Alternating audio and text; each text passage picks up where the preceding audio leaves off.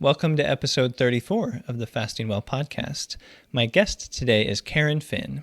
Karen is a health and fitness coach based in London, and the main focus of her practice is working with women who are going through menopause or who already went through menopause and helping them reduce their symptoms and improve their health, typically using fasting as the main tool. So Karen shares a lot of great info today, from the basics like what is menopause to what kind of menopause symptoms can be improved through fasting and how does that kind of work, and also how to approach fasting during and after menopause and how that's different than before menopause. And Karen kind of shares her system step by step of how to approach that. She also shares some success stories of patients and herself and what types of symptoms people were able to improve, and it's a long list, as well as things like reducing body fat and just kind of what observations she's had coaching a lot of women with fasting and menopause. So there's a ton of good info. I think Karen shares a lot of great tips, and so covered the topic very well. Now, we jumped around a little bit, so definitely check out the timestamps and kind of look at which parts you're more interested in. Also, the cadence or delivery in this particular episode is a little slower than my typical podcast episode. So on YouTube, you could turn up the speed to like 1.25 or 1.5, and that would probably work a little better in general. And then obviously you could slow it down if you needed to at some point to kind of really focus on what she's saying or whatever. So tons of great info about fasting and menopause. And without further ado, let's get into the interview. Hey, Karen, how you doing? I'm great, thanks. How are you? Doing pretty good. So thanks a lot for coming on the podcast. There may be a lot of listeners who don't know much about your background. So can you tell us a little bit about kind of just your background in general? Yeah, well, I am originally from New Jersey and I moved to London to be with my husband about 21 years ago. And yeah, I've been living here and I have a family, 2 teenagers, a dog, a cat, and a snake. And um, yeah, I am a menopause wellness and weight loss coach.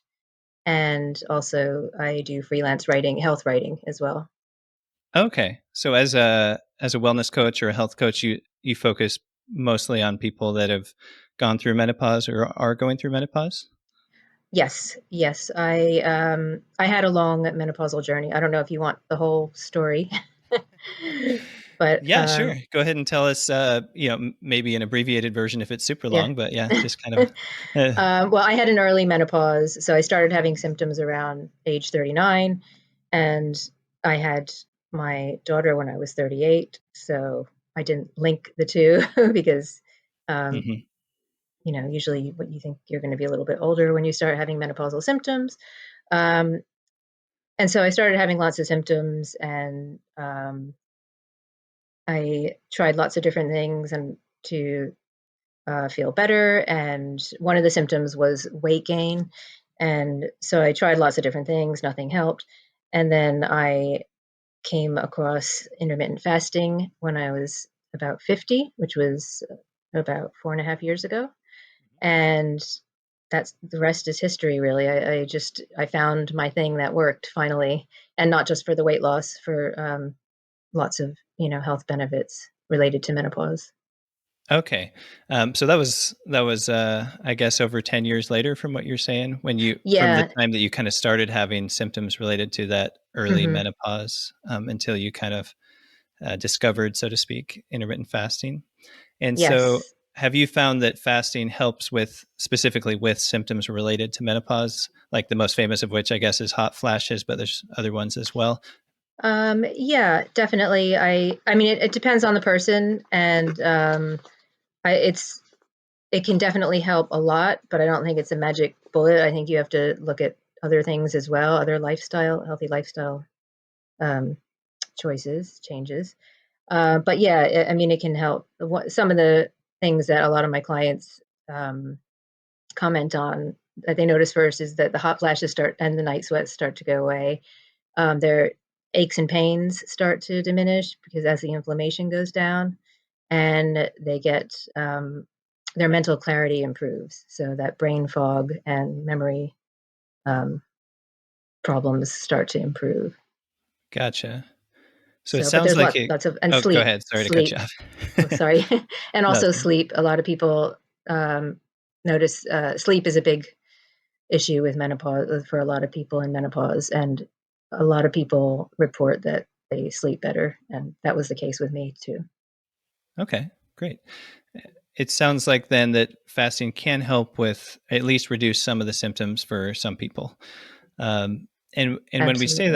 that, when we say fasting helps, like, is that specific to a certain type of fasting schedule? You know, like the short daily intermittent fasting or the longer fasts, or is there like a certain pattern you've noticed that seems to help more with like menopause symptoms? Um, I think it really depends on the individual, but I think generally, like I started with 16/8, and that's fasting for 16 hours and with an 8-hour eating window. And usually my clients build up to that, but usually when they hit that, they start noticing um, some differences. Maybe not necessarily weight loss straight away, but they start noticing their hot flashes are diminishing, or or knees aren't hurting as much, or they're just sleeping better.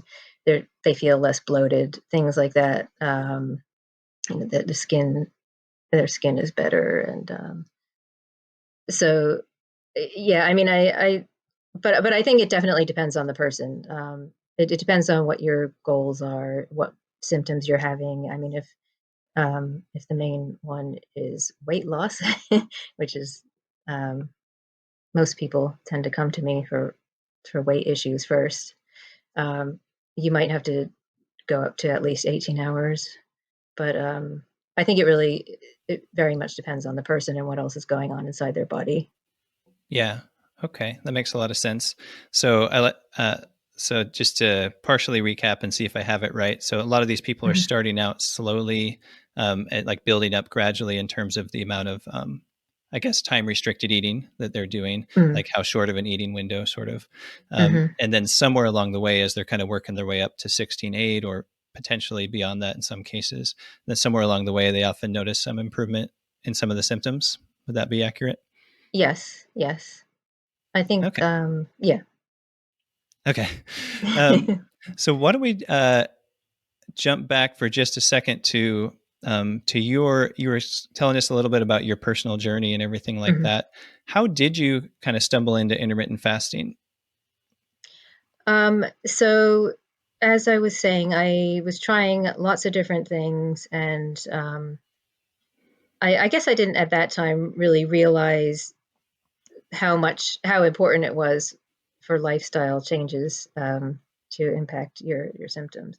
And I was kind of just getting really frustrated with my weight gain, that I suddenly nothing worked. Everything I used to do that worked didn't work anymore. And so I joined a menopause support group on Facebook, and I was kind of scrolling through that one day, and the subject of weight came up, and someone recommended Jen Stevens' book, Delay, Don't Deny. And I got it right away, and I read it that weekend, and I started fasting on the Monday. Hmm. And yeah, and I started with 16/8, and the rest was history, really. It was just something that was really sustainable, and um, I lost the excess weight. I didn't have a huge amount of weight to lose, but I was on the upward trajectory, and I wanted to just stop it. So I had about 15 pounds that I wanted to lose. Um, and so, yeah, I lost that. And I guess within, I don't know, the first year or year and a bit. And then, so I've been in maintenance since then. And, but really what struck me was how much better I felt. And the weight was kind of suddenly a nice side effect, a nice bonus. Hmm. But yeah, I felt so many improvements in other areas. So, Cool. yeah, and then it carried on, and I ended up a lot of friends started asking me what I was doing, and noticing that I had this kind of transformation, and that's that kind of morphed into my coaching business. Gotcha. Okay. So it kind of happened organically. Yeah. So that's really cool. Jen Stevens was my most recent guest on the podcast. So that's cool that you found her book, and Mm. sounds like you read it pretty fast over the weekend. Oh yeah, I couldn't put it down. Yeah. And also her book Fast Feast Repeat, which is Yeah. newer, is great too. It So was like a Harry Potter novel for you. yeah.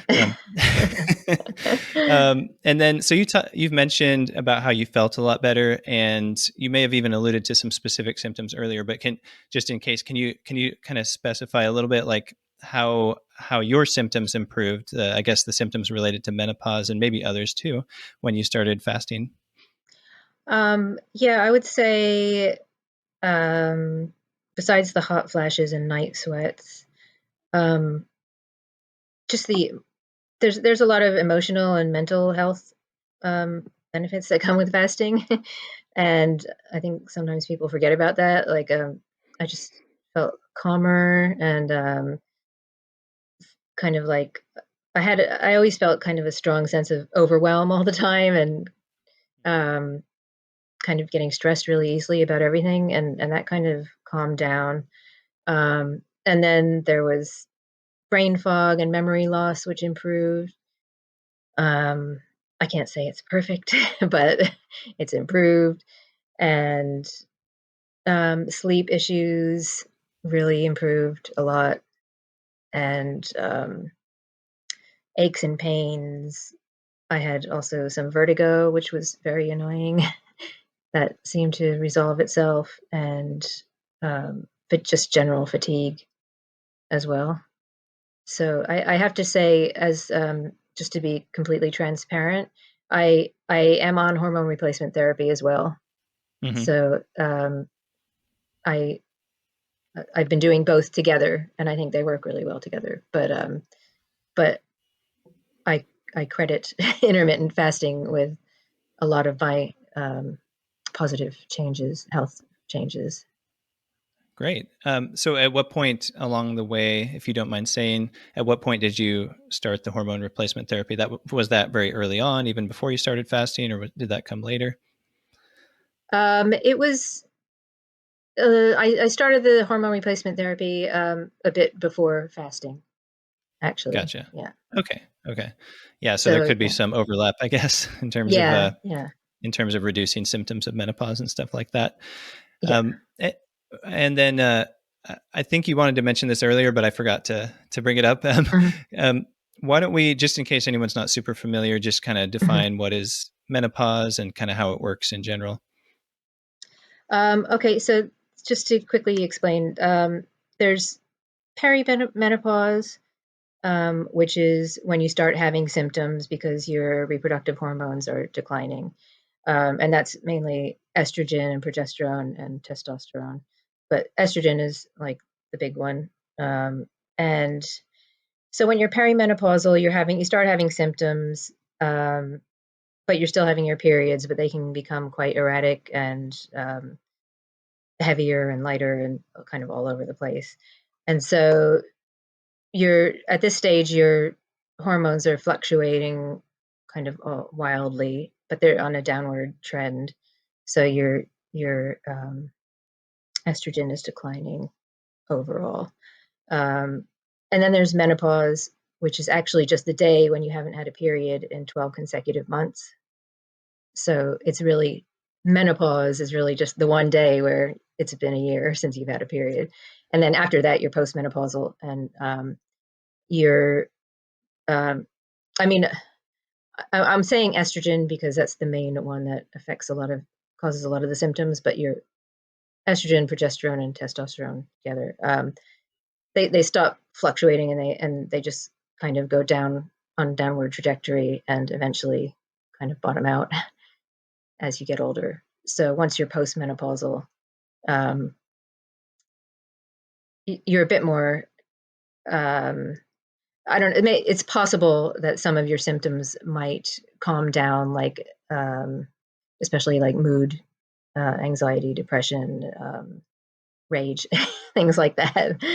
Uh, so, so it's like the decline in estrogen that really has a major impact on women because it's responsible for the smooth running of like every part of your body, basically brain health, bones, muscles, joints, bladder health, heart health, skin, hair, digestion. I mean, you name it. It affects everything, and it's I kind of like to say it's like an oil. Estrogen for women is kind of like oil for a car. So it's when it starts declining, it really has a big impact. Yeah, sounds like thanks. I think that was a good explanation. Thanks for talking us through that. And that Mm, really makes a lot of sense. How there could be a lot of strange or unpleasant symptoms when you have a big mm, change in hormone levels in your body, things like hmm. that.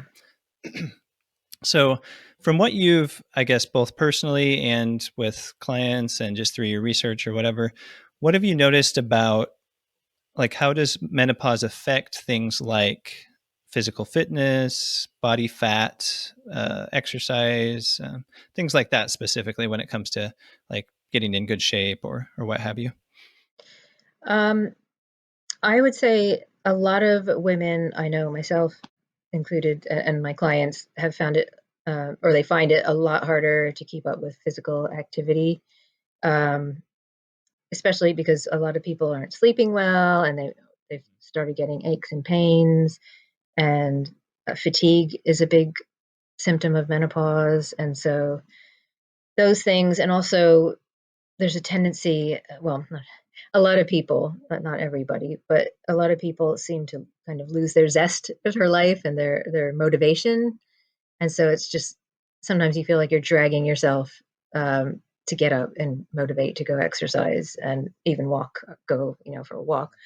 So, I think that can make things a bit harder, um, in menopause, and as for body fat, the decline in the reproductive hormones at this stage in life, can make it harder to build muscle. And I mean, it's sarcopenia, which is muscle wasting or muscle loss. I think it starts like in your mid 30s or quite young actually, and you really have to start um, working much harder to build muscle and keep it. And also, the body fat for menopausal women tends to redistribute around the midsection, the belly area. So, yeah, so there are definitely some challenges when you get to this stage in your life. Gotcha. Yeah, it sounds like it's kind of comes from different angles. Like you said, like maybe the people might be kind of feel less motivated, and Mhm. if you're having trouble sleeping, then that kind of bleeds into every area of life. Because I know how much different I feel on a day when I get a good night's rest versus when I don't. Like just so much more relaxed and focused and positive and all these things. And that Yeah, would include kind of motivation to do something positive to improve my yeah, health, whether that's exercise or uh, better yeah. nutrition. In fact, I'm pretty sure there's specific research that shows when you're sleep deprived that you're more likely to eat junk food. Yeah, Um, yeah. I mean, yeah, so it's an emotional thing, but it's definitely a physiological thing as well. I mean, your your stress hormone is affected by lack of sleep, and that also makes your body tend to hold on to the fat. oh yeah, good and point. lack of sleep can affect your blood sugar levels, which affects insulin, and that's all tied in to how your body metabolizes. Yeah, um, yeah, and your makes sense. cravings, yeah, your hunger and your hunger hormones kind of get out of whack.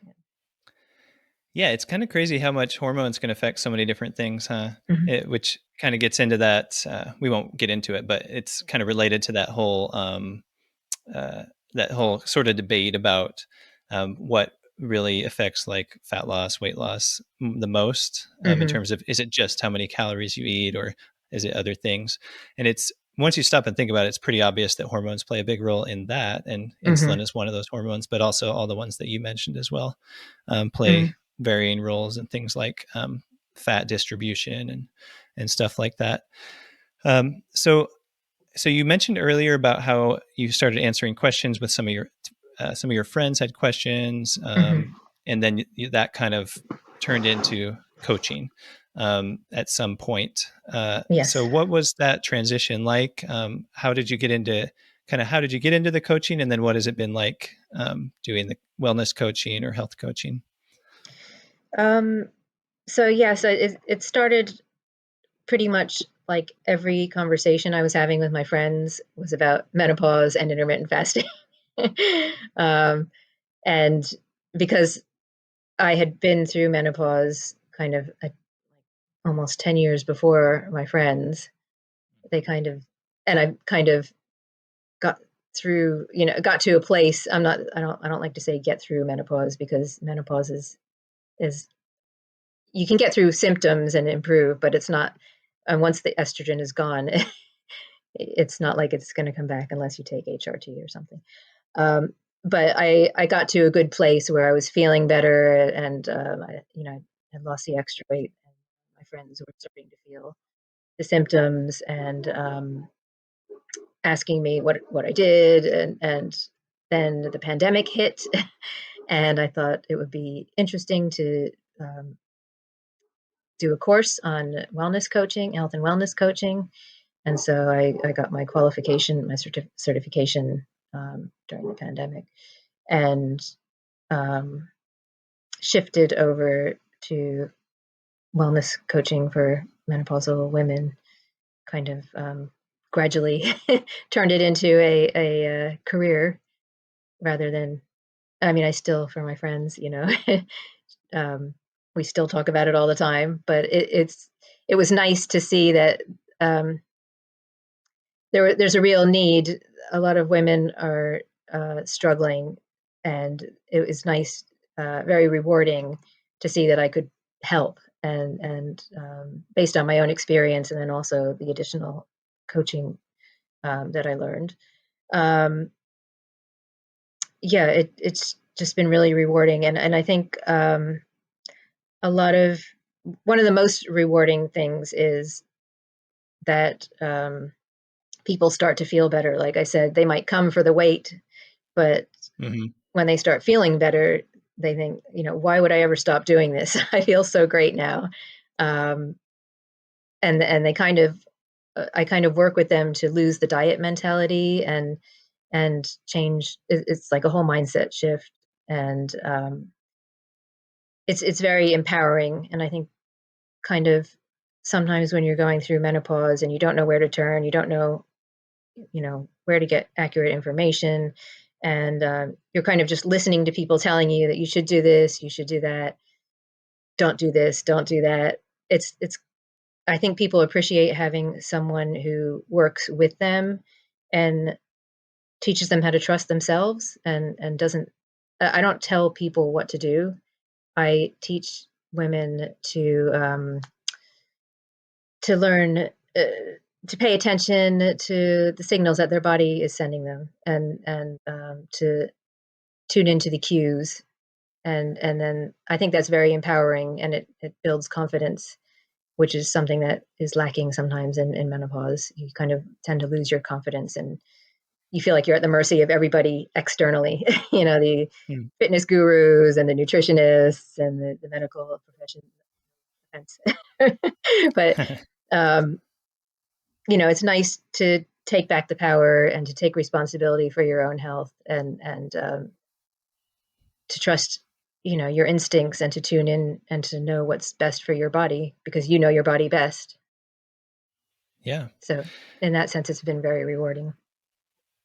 Very cool. Um, Sounds like a really interesting journey. Now, you talked a bit about mindset and things like that, Mhm. but getting down to like a practical, mechanical level, what are some of the main like tools and techniques that you kind of use to help your clients? I know fasting's part of it, but I don't know how Mhm. much, and kind of what else you do. And you talked a little bit about how you approach fasting, but can you just kind of give us an overview about what are some of the main approaches that you take when you're helping your coaching clients?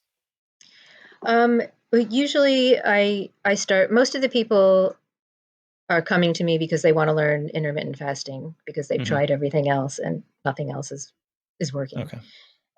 So I have some people who have dabbled in it, but most people I start right at the beginning, and with like a very basic, um, learn how to intermittent fast Hmm. program, and so I'll just teach them the basics of, um, like clean fasting. You only drink water, black coffee, black tea, um, and the just tell them, for example, um, you you stop at dinner time, 7 o'clock, for example, and then try to go until 7 o'clock the next morning, and that's your first fast.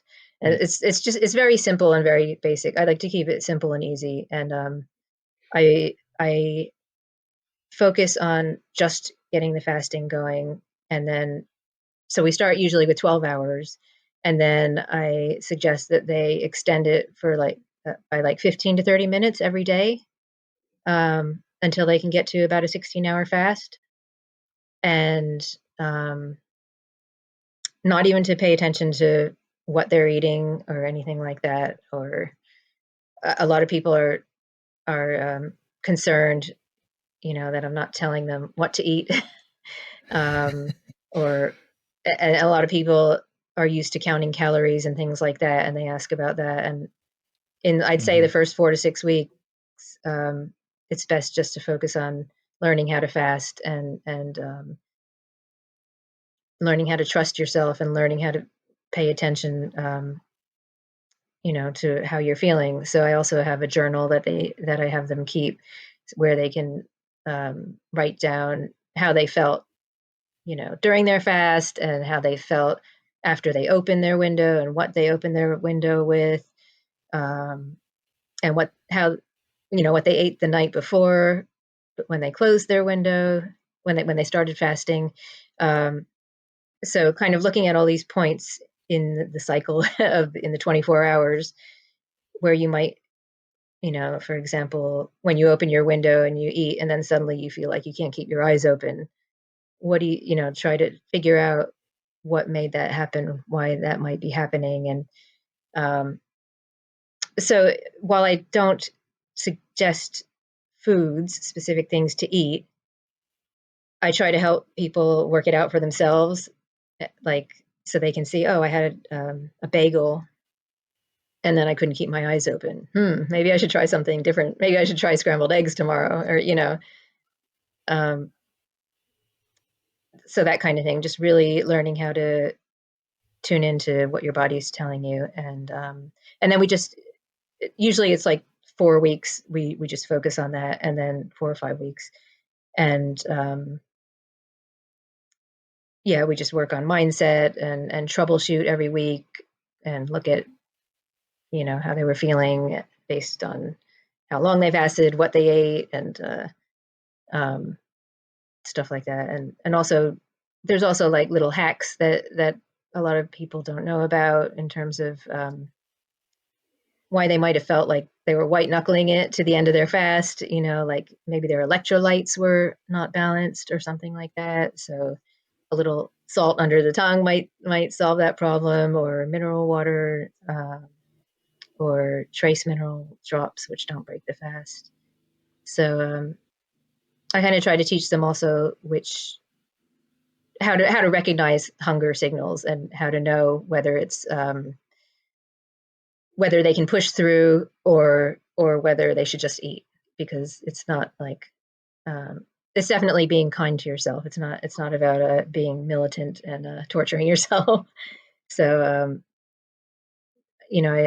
I kind of help people learn when to know, like, if you, for example, if you feel like your stomach's growling, you can probably push through. But if you feel like you're dizzy and nauseous, or shaky, then you should probably eat. So there's like different levels of hunger, and so I teach them those little tips as well. And yeah, and just really work a lot on the mindset, and also the weighing. We talk about measurements, ways to measure success besides the scale, because while I'm saying, um, well, I'm talking about losing weight and I don't necessarily. Sometimes that's not a great indicator. Your weight isn't a great indicator of your success. So it's important to talk about other ways that you can measure success too. and celebrate your wins and kind of every time we meet, we talk about what wins, what successes you've had, and that might not have anything to do with your weight. It could be you had the energy to go for a run or something like that. Yeah. Yeah. Well, wow. That's a lot of great information that you just shared. Like that a lot. So I like for example, the emphasis on mindset, simplicity, kind of easing into it, journaling, so you can kind of keep track of things and kind of notice things. Sounds really helpful. So as you've gone through this, what have you noticed that what are kind of some of the differences? Say there's somebody out there who's already gone through menopause, or maybe they're in the Mhm. process of going through menopause. What are some of the differences in maybe how they should approach intermittent fasting versus other people? And of course, maybe you've already kind of alluded to this just by explaining all that stuff you did Mhm. right now about how you approach your coaching and everything. Maybe that kind of encompasses some of those differences. But what would you say are some of the differences in how someone might want to approach fasting in that stage of life? Yeah, actually, I didn't.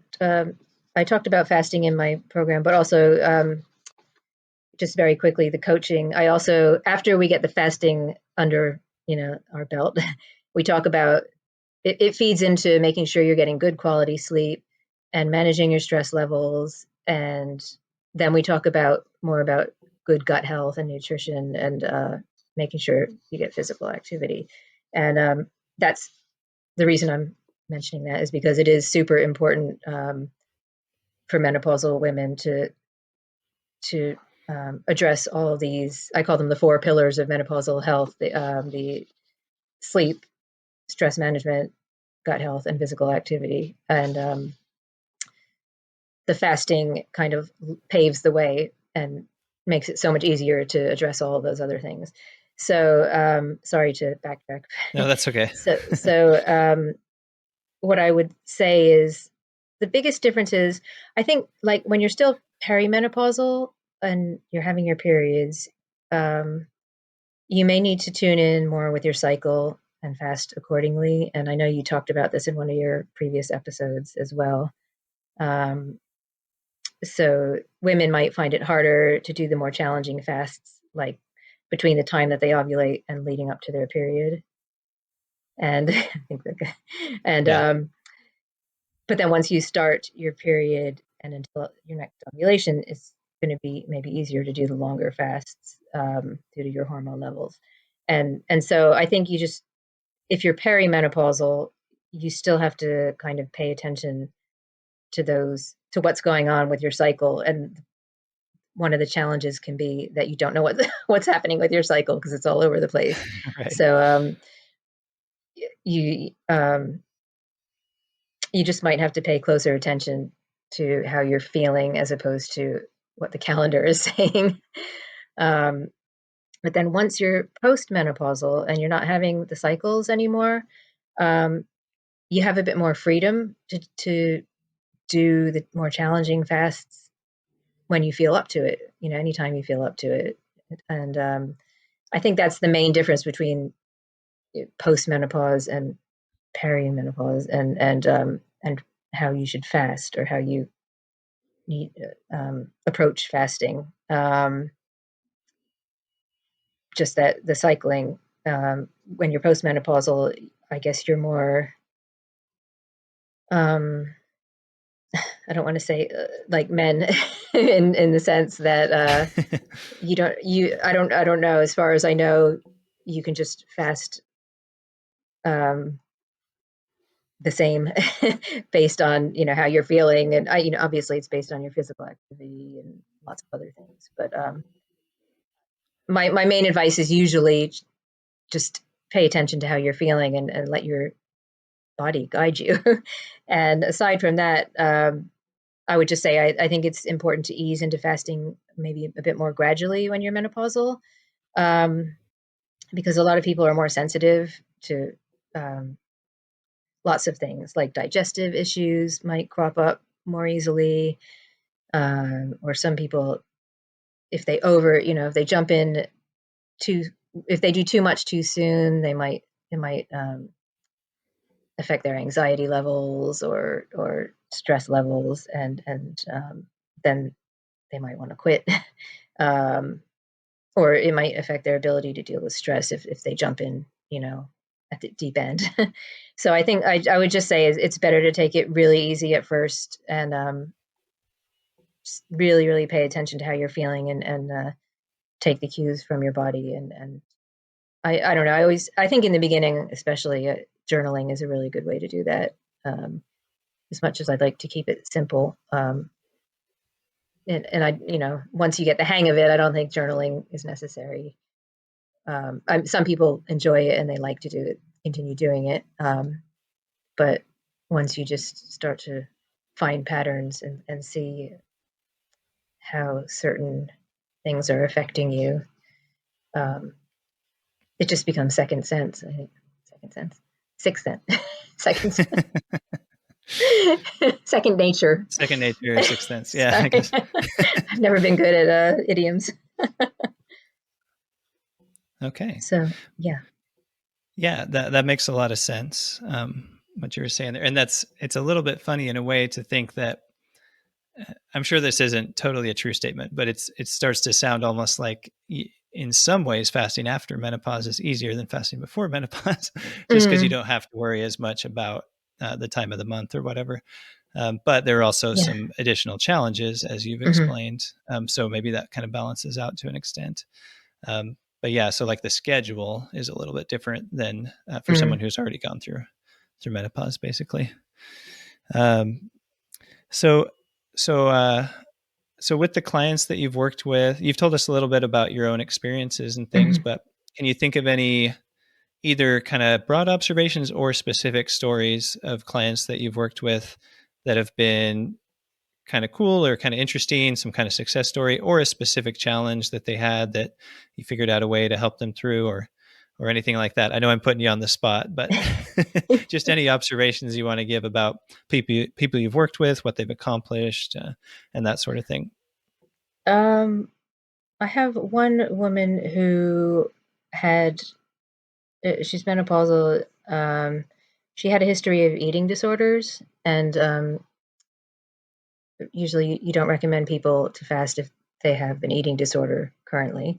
Um, but this woman was had a history, and so she had a very troubled relationship with food, or challenging relationship with food, and but she was gaining weight, and she was told by her doctor that she needed to drop some weight, and so she had never actually dieted in the traditional sense because she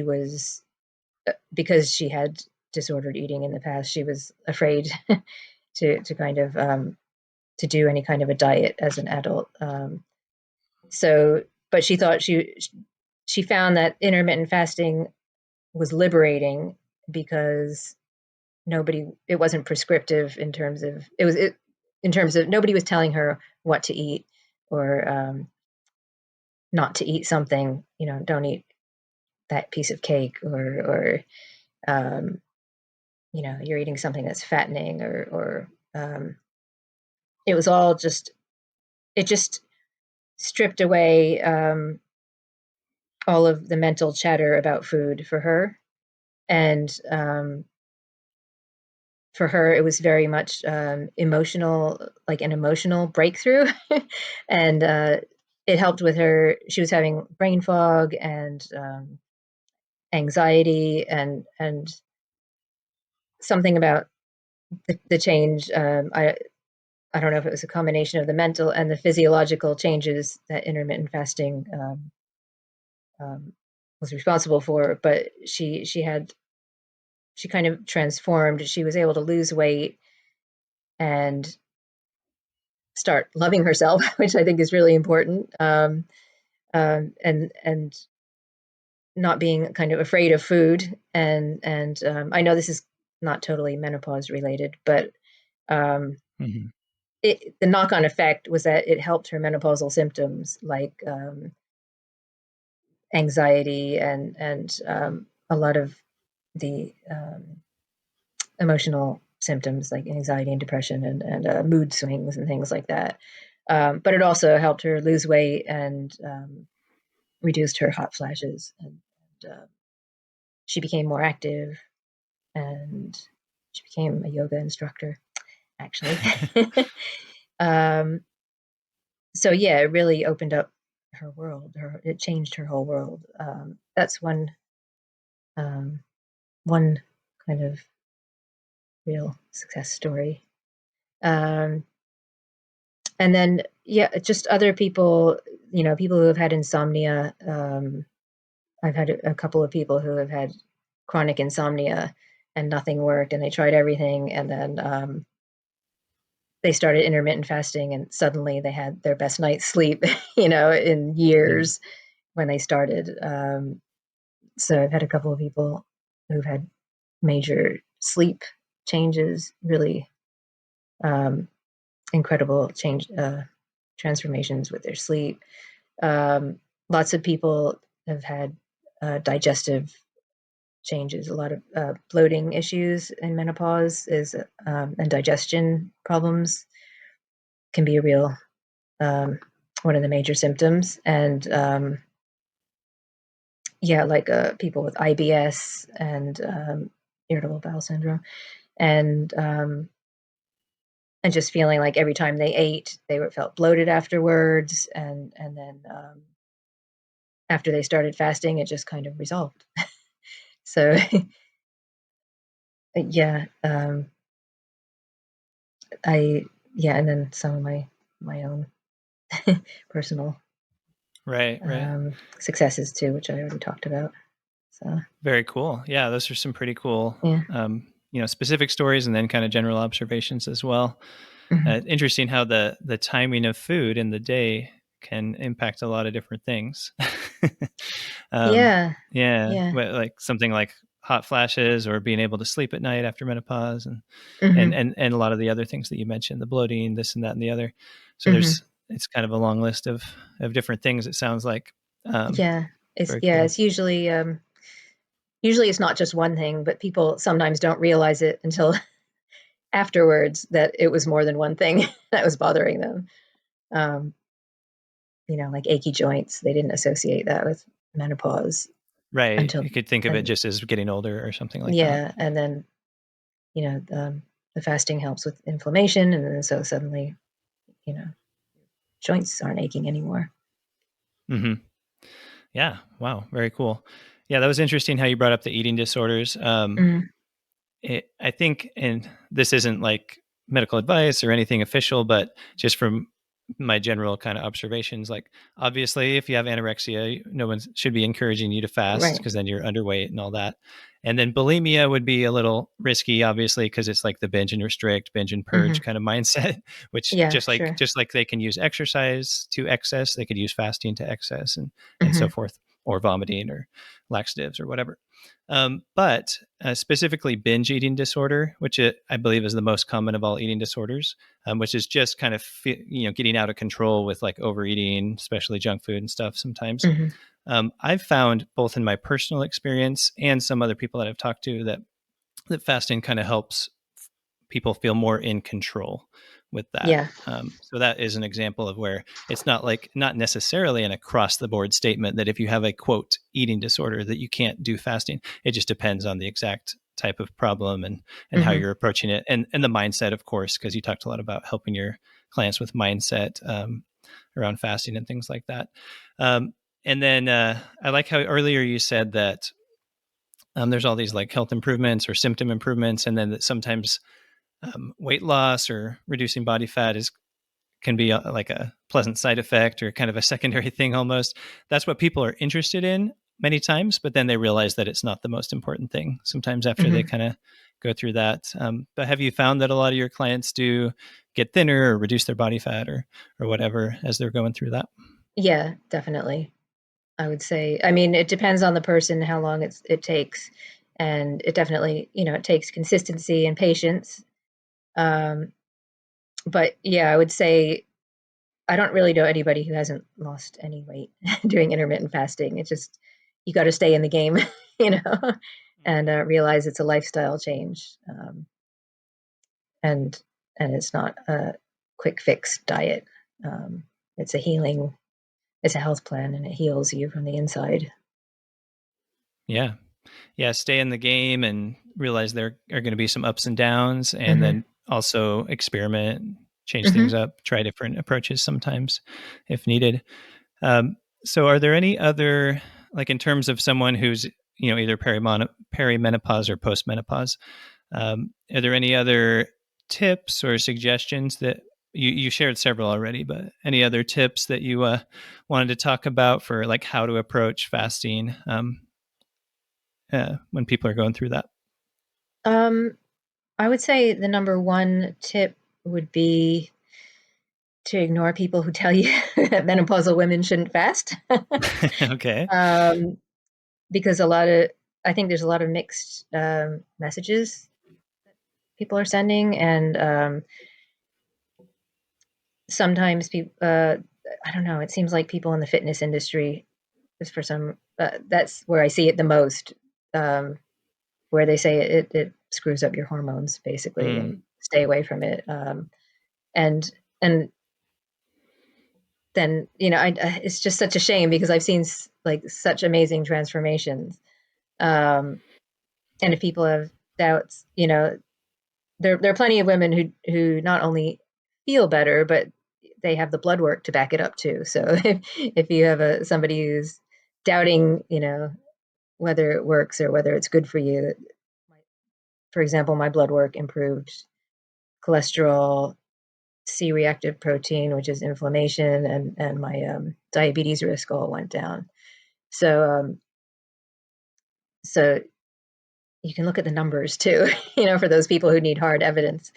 Um, but yeah, I along the same lines is, don't be afraid to try it. It's not. I don't think there's any harm in trying it. I don't. I think people just hear.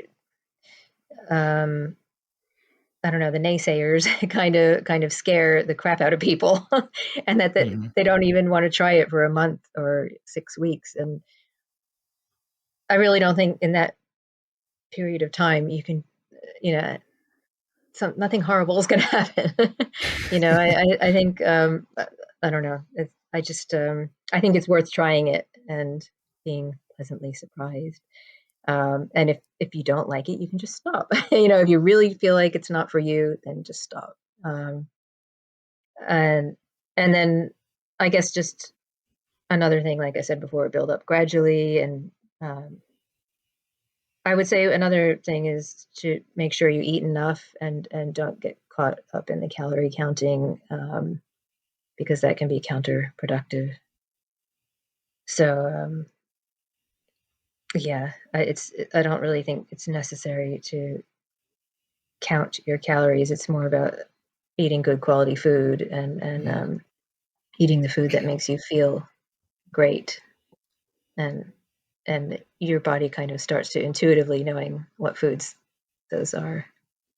Um, Yeah, and I guess just, yeah, the last thing, start with an open mind and realistic expectations, and, you know, remembering that it's not a, diet, and you're not just doing it for 8 weeks, and you have to lose a Yeah. certain amount of weight Right. by 8 weeks, or whatever. Yeah. All great points. Yeah, definitely you talked about not counting calories, for example. Um, Mhm. so the fasting, feasting kind of thing, where feasting meaning like eating, sorry, got a frog in my throat. Eating kind of, healthy food, good quality food until you're nice and full. And obviously if you think back to like our ancestors didn't count calories because they didn't know what Mm. calories were. Right. And most of them were not overweight or obese.